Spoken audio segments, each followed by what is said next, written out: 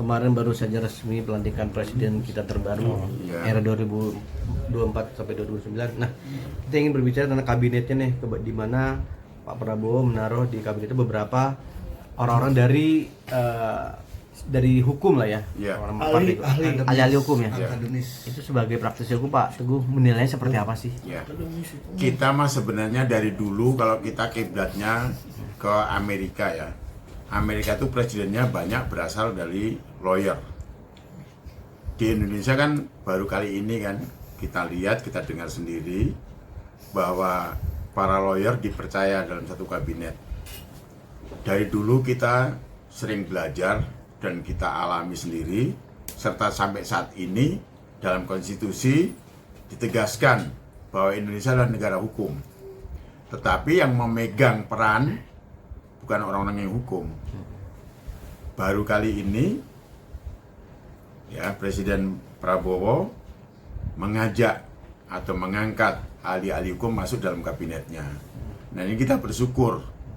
Berarti semoga kedepannya benar-benar Indonesia ini negara hukum. Hukum bisa tegak. Hukum akan melahirkan keadilan untuk kepentingan rakyat, bukan untuk kepentingan penguasa semata. Sebagaimana pidatonya kemarin bahwa diutamakan adalah untuk kepentingan rakyat. Nah, itu membanggakan ke depan Indonesia. Mudah-mudahan merah putih ini benar-benar menjiwai seluruh anggota kabinet, sehingga rakyat benar-benar akan menikmati apa yang dikemukakan pidatonya presiden kemarin itu gitu. Jadi kita bangga karena Amerika selalu mempercayakan kepada para lawyer atau advokat atau ahli hukum lainnya untuk menata negaranya yang bisa menjadi superpower seperti itu. Walaupun ada ahli-ahli di bidang lain, tetapi Indonesia sebagai negara hukum lebih diutamakan. Yang memegang peran harusnya orang-orang hukum, bukan bidang-bidang lainnya. Kecuali negara kita bukan negara yang berdasarkan hukum, itu boleh. Tapi kalau kita negara hukum, konstitusi bisa itu, kenapa orang hukum diabaikan? Kenapa ahli hukum diabaikan? Baru kali ini terlihat adanya ajakan atau melibatkan bahkan untuk ikut berperan aktif dalam kabinet merah putih ini. Sehingga saya mengucapkan selamat untuk Pak Prabowo sebagai Presiden Republik Indonesia. Mudah-mudahan selama Pak memimpin, apa yang telah dikemukakan Bapak Presiden dalam pidatonya dapat terwujud, sehingga seluruh rakyat akan merasa bangga dan sejahtera. Seperti apa yang menjadi landasan hidup kita dalam berbangsa dan bernegara.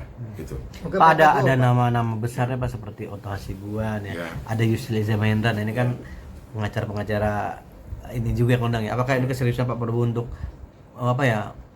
mengupgrade hukum di Indonesia atau gimana sih Pak? Seperti itu, akan mengutamakan hukum terdepan. Jadi segala sesuatunya akan diatur dan dilaksanakan sesuai dengan hukum.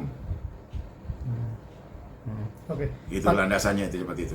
Pak Teguh sebagai advokat senior juga ini menaruh harapan apa dengan dilibatkannya dua pengacara kondang juga ikut dalam kabinet Pak Prabowo? Apa mungkin menaruh harapan? Ya, kita pingin seperti Amerika ya, benar-benar hukum itu ditegakkan gitu loh. Hukum benar-benar menjadi landasan sepak terjang daripada para penguasa, para pengusaha di Republik ini, supaya kesejahteraan bagi rakyat Indonesia itu benar-benar dapat terwujud.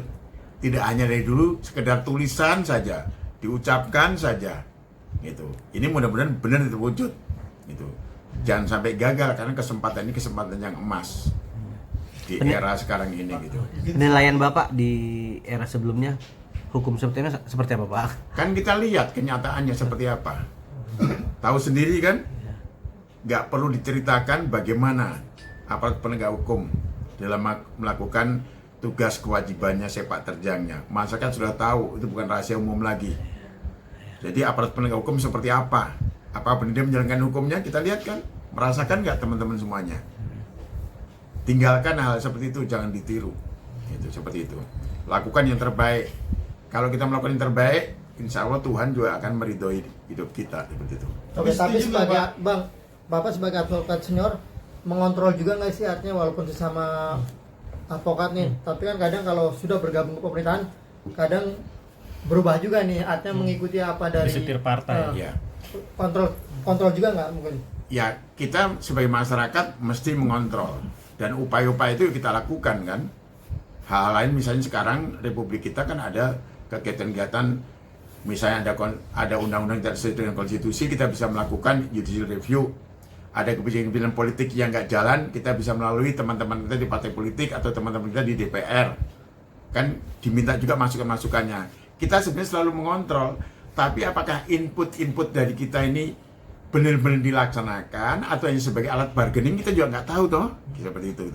Seperti itu. Tapi Pak Teguh setuju nggak dengan pemisahan antara, karena ini kan Menteri Hukum dan HAM ya, jadi pemisahan hukum dan HAM. Pak Teguh sendiri setuju nggak? Setuju saja, karena sangat luas sekali. Hukum kan mencakup segala kehidupan manusia. HAM-nya juga hak asasi manusianya sendiri, yang juga itu dasarnya pada ketentuan hukum juga. Setuju. Karena banyak kan masalah-masalah HAM yang masih sampai sekarang nggak jalan kan, hanya sebagai bargaining power politik saja kan, itu terlihat seperti itu. Berarti ini lebih fokus ya. Jadi Lebih fokus dan harus bisa diselesaikan tunggakan-tunggakan masalah hak asasi manusia di Indonesia ini. Pak, terkait yang Pak Prabowo janji akan menaikkan gaji para hakim, yaitu wakil Tuhan, Bapak setuju juga kan, karena banyak sekarang masyarakat tertuju pada hakim yang banyak negatifnya kan, para hakim. Menurut Bapak sendiri gimana? Sebenarnya kalau kita mensyukuri nikmat Tuhan, berapapun gajinya nih, tetap kita bisa hidup bahagia. Ukurannya lah bukan nominalnya. Faktanya apa? Buruh-buruh saja yang punya kewajiban tinggi happy-happy saja kok. Walaupun dia ada 1-2 atau sebagian masyarakat yang mengeluh. Jadi menurut saya serahkan aja kepada pemerintah. Pemerintah akan lebih tahu. Kemudian sebagai hakim, sudah belum melahirkan keadilan, menegakkan hukum dengan benar, karena dia wakil Tuhan. Wakil Tuhan itu melahirkan keadilan buat kepentingan masyarakat yang didasarkan bahwa negara kita negara hukum. Seperti itu harusnya. Tapi karena itu merupakan hak asasi masing-masing, silakan aja berbuat apa. Itu seperti itu.